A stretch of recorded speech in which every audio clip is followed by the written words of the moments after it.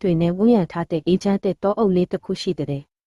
အဲ့ဒီတောအုပ်ထဲမှာမင်းသားလေးစီယာနဲ့သူရဲ့အခက်ဆုံးတငယ်ချင်းချင်းသေးကြီးရွှေဝါတို့ဟာတခြားသောသူတောင်သားတရိတ်ဆန်လေးတွေနဲ့အတူပျော်ရွှင်စွာနေထိုင်ကြပါတယ်။ဒီနေ့မှာတော့မင်းသားလေးစီယာဟာတောထဲကတငယ်ချင်းလေးတွေနဲ့ဆော့ကစားဖို့ထွက်လာခဲ့တယ်။လမ်းမှာကလေးကျယ်စိန်နဲ့တွေ့တော့မင်းသားလေးကသူ့ကိုတစ်တီးလေးတွေကျွေးပြီးထုတ်ဆက်လိုက်တာပေါ့။မင်းသားလေးနဲ့ချင်းသေးကြီးရွှေဝါတို့ဟာလမ်းလျှောက်ရင်းကြည်လင်တဲ့စမ်းချောင်းလေးတစ်ခုနာကိုရောက်လာခဲ့ကြတယ်။စမ်းချောင်းလေးထဲမှာရေတွေကတထွင်ထွင်စီးဆင်းနေပြီးကြောက်ခဲလေးတွေကလည်းအရောက်ဆုံးလင်းလက်နေပါတယ်။အဲ့ဒီအချိန်မှာပဲစမ်းချောင်းဘေးကတစ်ပင်ကြီးတစ်ပင်အောက်မှာမိန်းကလေးတစ်ယောက်အိပ်ပျော်နေတာကိုသူတို့တွေ့လိုက်ရတယ်။အဲ့ဒါကတော့လက်ပတဲ့ဝတ်စုံကိုဝတ်ဆင်ထားတဲ့မင်းသမီးလေးတင်ပဲဖြစ်ပါတယ်။မင်းသမီးလေးရဲ့ဘေးမှာတော့တစ်ဝက်ပဲစားထားရသေးတဲ့ပန်းသီးနီနီလေးတစ်လုံးရှိနေတယ်။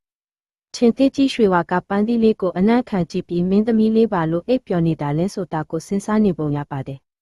။မင်းသားလေးစီယာကမင်းသမီးလေးကိုနှိုးဖို့အတွက်သူမရဲ့ပါးလေးကိုအသာရနမ်းလိုက်ပါတယ်။မင်းသမီးလေးနှိုးပါတော့လို့လဲတိုးတိုးလေးပြောလိုက်တာပေါ့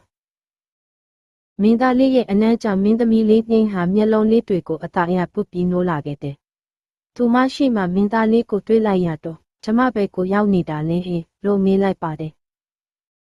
မင်းသမီးလေးဟာပန်းသီးကိုစားပြီးနောက်မှသူမပဲကလာတယ်လေသူမရဲ့နေရက်ကပဲမှလဲဆိုတာကိုလုံးဝမမှတ်မိတော့ပါဘူးချင်းသေးကြီးရွှေဝါကတော့သူမစိတ်မကောင်းမဖြစ်အောင်သူ့ရဲ့ခေါင်းလေးနဲ့မင်းသမီးလေးကိုလာတိုးပေးနေပါတယ်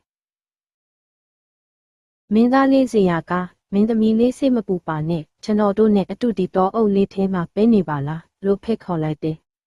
ချင်းသေးကြီးကလည်းသဘောတူတဲ့အနေနဲ့ဟင်းတန်လေးပေးလိုက်တာပေါ့